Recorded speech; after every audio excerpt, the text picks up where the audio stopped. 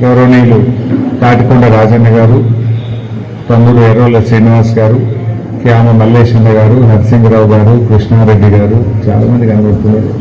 మా మాజీ శాసనసభ్యులు మిత్రులు రెడ్డి సుదర్శన్ రెడ్డి గారు, సుందర్ రామరెడ్డి గారు, ప్రేమలతక్క గారు, ఇంకా చాలా మంది ఉన్నారు. వేదిక మీద ఉన్న పెద్దలు, మా మీడియా సోదరులు, మా బీఆర్ఎస్ కొత్తగా గెలిచిన మా కౌన్సిలర్లు, అదేవిధంగా బీఆర్ఎస్ కుటుంబ సభ్యులు అందరికీ పేరు పేరున నమస్కారం. ధరణి మీద అనేక అవాకులు చవాకులు పేలినటువంటి కాంగ్రెస్ ప్రభుత్వం ఈరోజు కొత్తగా భూభారతి అనేటువంటి చట్టాన్ని తెచ్చాం. బాబు కొద్దిగా సౌండ్ తక్కువ పెట్టినాను. భూభారతి అనే చట్టాన్ని తెచ్చాం. ఇదేదో ప్రజలకు బాగా మేలు చేస్తుందని చెప్పి ఊదరగొట్టినారు. అది భూభారతి కాదు, అది భూహారతి అయిపోయింది. ఇవాళ భూభారతి వచ్చిన తర్వాత 22A కింద 1 కోటి ఎకరాల భూములు పెట్టినారు. అంటే నిషేధిత భూముల జాబితాలో లక్షల ఎకరాలు పెట్టి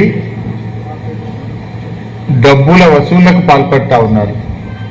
స్వయంగా ఆయన ఉంటాడు, ఏది పేలని బాంబుల శాఖ మంత్రి, తుసు బాంబులు ఉంటాయి, పేలని బాంబుల శాఖ మంత్రి పొంగులేటి, ఆయన నుంచి మొదలుకుంటే మండల స్థాయి వరకు కూడా నిషేధిత భూముల జాబితాలో పెట్టి ఇవాళ ప్రజల ఉసురు పోసుకుంటా ఉన్నారు. ఆనాడు మీరేం చెప్పిండ్రు? నిషేధిత భూములన్నీ తీసేస్తామని చెప్పి ఇవాళ 1 కోటి ఎకరాలు దాటింది నిషేధిత భూముల జాబితా. అది బయట పెట్టండి. హైకోర్టు కూడా చెప్తుంది నిషేధిత భూముల జాబితాను ఆన్లైన్లో పబ్లిక్ డొమైన్లో పెట్టండి అని. నిజాలు ప్రజలకు తెలుస్తాయి కదా, ఏది పెట్టిండ్రు ఏది పెట్టలేదో తెలుస్తుంది కదా. ఎందుకు నిషేధిత భూముల జాబితా ఆన్లైన్లో పెట్టలేరు? ఎందుకు కొత్తగా మీరు భూములు పెట్టుకుంటూ పోతున్నారు? ఇందులో పెద్ద స్కామ్ జరిగింది. త్వరలోనే అన్ని భూముల వివరాలు బయట పెడతాం. కాంగ్రెస్ వచ్చినాక నిషేధిత భూముల జాబితాలో పెట్టడం, వసూళ్లు కాగానే తీసేయడం. రాష్ట్రంలో ఇదో పెద్ద స్కామ్ జరుగుతుంది. విలువైనటువంటి భూములను గుర్తించి నిషేధిత భూముల జాబితాలో పెట్టడం, సెటిల్మెంట్ కాగానే తీసేయడం. పెట్టుడెందుకు, తీసుడెందుకు? దమ్ముంటే కాంగ్రెస్ ప్రభుత్వం వచ్చిన తర్వాత ఎన్ని భూములను నిషేధిత భూముల జాబితాలో పెట్టారు, ఎన్ని తొలగించారో ఒక వైట్ పేపర్ రిలీజ్ చేయాలని చెప్పి ఆ పేలని బాంబుల శాఖ మంత్రి పొంగులేటిని నేను డిమాండ్ చేస్తా ఉన్నా. బయట పెట్టండి. ఇలా మా జనగామ మీడియా మిత్రులను కూడా నేను మనస్ఫూర్తిగా అభినందిస్తా ఉన్నా. ఈ భూభారతి లొసుగులను బయటకు తీసిందే మీరు, ప్రభుత్వం తీయలే. దొంగల్ని గవర్నమెంట్ దొరకబట్టలే, మా జర్నలిస్టులు దొరకబట్టిండ్రు. మా జర్నలిస్టులు అద్భుతంగా ఆ విషయాల్ని బయటకు తీసిండ్రు మీరు. అయితే మీరు తీస్తే తూతూ మంత్రంగా ఆపరేటర్లను అరెస్ట్ చేసి ఈ కేసును ప్రభుత్వం దూరం చేస్తూ ఉంది, అంటే మాయ చేస్తూ ఉంది. అసలు విషయాలు బయటకు రానియడం లేదు. ఈ కేసును నీరు గారుస్తుంది ప్రభుత్వం. అసలు ఈ కేసు వివరాలు ఎందుకు బయట పెట్టలేరు? ఇది 35 మండలాల్లో ఈ స్కామ్ జరిగింది. జనగామ జిల్లా, యాదాద్రి భువనగిరి జిల్లా, మేడ్చల్ జిల్లా, 35 మండలాల్లో ఈ స్కామ్ జరిగితే దీని మీద విచారణకు ఒక సిట్ వేయొచ్చు కదా. ప్రతిపక్షాల మీద మా మీద సిట్ల వేస్తున్నారు. కేసీఆర్ గారినో బీఆర్ఎస్ పార్టీ నాయకులను ఇబ్బంది పెట్టడానికి మా మీద మాత్రం సిట్ల వేస్తున్నారు. ప్రతిపక్షాల మీద కమిషన్లు వేస్తున్నారు. విద్యుత్ కమిషన్, కాళేశ్వరం కమిషన్, మా గౌరవ శాసనసభ్యులు కౌశిక్ మీద సిఐడి వేసిండ్రు. బీఆర్ఎస్ నాయకులను వేధించడానికి సిట్టులు, సిఐడిలు, కమిషన్లు, అక్రమ కేసులు, అరెస్టులు బీఆర్ఎస్ మీద చేస్తారు.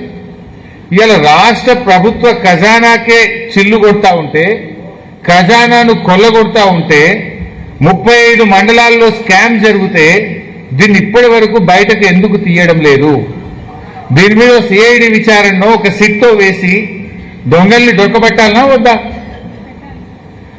ఏం చేస్తున్నారు? సింపుల్ గా 35 మండలాల్లో కేసు జరిగితే 48 మంది మీద ఎఫ్ఐఆర్ చేసిండ్రు, ఓ 15-16 మందిని అరెస్ట్ చేసిండ్రు, ఇక కేసు నిర్గాత్ చేసిండ్రు. అసలు విషయాలు బయటకు వస్తలేవు. వీళ్ళకి సింపుల్ క్వశ్చన్, భూభారతి పోర్టల్ యొక్క ఎడిట్ ఆప్షన్ ఒక ఆపరేటర్కి ఎట్లా దొరికింది? భూభారతి పోర్టల్ దాన్ని ఎడిట్ చేయాలంటే కేవలం ఆర్డీఓకు తహసీల్దార్కు మాత్రమే అవకాశం ఉంటుంది. ఇవాళ ఈ కేసులో డబ్బులు కట్టేటువంటి డబ్బులను 10% చూపించి ఆ ఎడిట్ ఆప్షన్ ఒక ఆపరేటర్ ఎట్లా చేసిండు? ఆపరేటర్ చేతికి ఆ కోడ్ ఎట్లా పోయింది? ఆపరేటర్ ఏ రకంగా ఎడిట్ ఆప్షన్ చేసిండు అంటే దీని వెనుక కాంగ్రెస్ నాయకులు ఉన్నారు, దీని వెనుక అధికారులు ఉంటేనే ఇది సాధ్యమవుతుంది. ఎందుకంటే ఒక ఆపరేటర్కి అంత ధైర్యం ఉండదు, ఒక ఆపరేటర్కు ఎడిట్ ఆప్షన్ చేసే అవకాశం ఉండదు. ఒక ఆపరేటర్ ఇదంతా చేసిందంటే డెఫినెట్గా దీని వెనుక అధికార పార్టీ నాయకులు ఉన్నారు, పెద్ద పెద్ద అధికారులు కూడా ఉన్నారు. అయితే ఇలా ఈ విషయాలు బయటకు రాకుండా ఉండడానికి, అధికార పార్టీ నాయకుల పేర్లు బయటకు రాకుండా ఉండడానికి, ఏ అధికారులు దీంతో కుమ్మక్కయ్యారో అది బయటకు రాకుండా ఉండడానికి నామమాత్రంగా ఆపరేటర్లను అరెస్ట్ చేసి మమ అనిపించేసింది. మేము ప్రభుత్వాన్ని డిమాండ్ చేస్తున్నాం, అసలు ఇది ఎన్ని జిల్లాల్లో జరిగింది, ఎంత నష్టం రాష్ట్ర ప్రభుత్వ ఖజానాకు జరిగింది, దీని వెనుక ఎవరెవరు ఉన్నారు, అన్ని విషయాలు తేలాలంటే వెంటనే ఒక సిట్ వేయాలని మేము డిమాండ్ చేస్తా ఉన్నాం. రెవెన్యూ మంత్రి గారు అన్ని విషయాలు బయట పెట్టండి. మేడ్చల్ జిల్లాలో ఎంత జరిగింది, యాదాద్రిలో ఎంత జరిగింది, భువనగిరిలో ఎంత జరిగింది, ఈ 3 బయట పెట్టింది విలేకరులే. మరి ఇంకా మిగతా జిల్లాలో ఎక్కడెక్కడ జరిగింది, రాష్ట్రం మొత్తం ఎన్ని జిల్లాల్లో ఎంత అవినీతి జరిగింది, ఎంత కుంభకోణం జరిగింది, దీని వెనుక ఎవరున్నారో అన్ని బయట పెట్టాలని మేము ఇలా ఆ పేలని బాంబుల మంత్రిని నేను డిమాండ్ చేస్తా ఉన్నా. బయట పెట్టాలని ఇవ్వాలి. ఎందుకు నోరు మూసుకున్నావు? ఆయనకంతా అహంకారం, ఆయన ఒళ్ళంతా శరీరం అంతా అహంకారంతో నిండి ఉంటుంది. మాట్లాడితే అహంకారంతోనే మాట్లాడుతుంటాడు. ఇవాళ ఇంత పెద్ద స్కామ్ నీ శాఖలో జరుగుతుంటే నువ్వు ఎందుకు పెదవిప్తలేవు? ఒక్కసారైనా ముఖ్యమంత్రి గారు రివ్యూ చేసిండా? రాష్ట్ర ప్రభుత్వ ఖజానాకే చిల్లు పడతా ఉంటే, ప్రజల డబ్బును కొంతమంది కొల్లగొడతా ఉంటే దీని మీద ముఖ్యమంత్రి ఈ రోజు వరకు ఎందుకు రివ్యూ చేయలేదని అడుగుతా ఉన్నా. చీటికి మాటికి రివ్యూ చేసి బీఆర్ఎస్ నాయకుల మీద కేసులు పెట్టే రేవంత్ రెడ్డి ఇవాళ రాష్ట్ర ప్రభుత్వ ఖజానాకు కోట్లాది రూపాయల డబ్బు మీ యొక్క లోపభూయిష్టమైనటువంటి భూభారతి వల్ల నష్టం జరిగితే రివ్యూ చేసే బాధ్యత ముఖ్యమంత్రికి లేదా? ఎందుకు రెవెన్యూ మంత్రిని చూస్తే భయపడుతున్నావా? పొంగిలేట్ అంటే నీకు భయమా? కారణమేంటి? పొంగిలేటి బయట పెట్టడా, ముఖ్యమంత్రి రివ్యూ చేయడా? ఇది ప్రజల సొమ్ము కదా. రైతు బంధు ఇయ్యే శాత కాదు నీకు. రైతు బంధు ఇయ్యకుండా రైతుల ఉసురు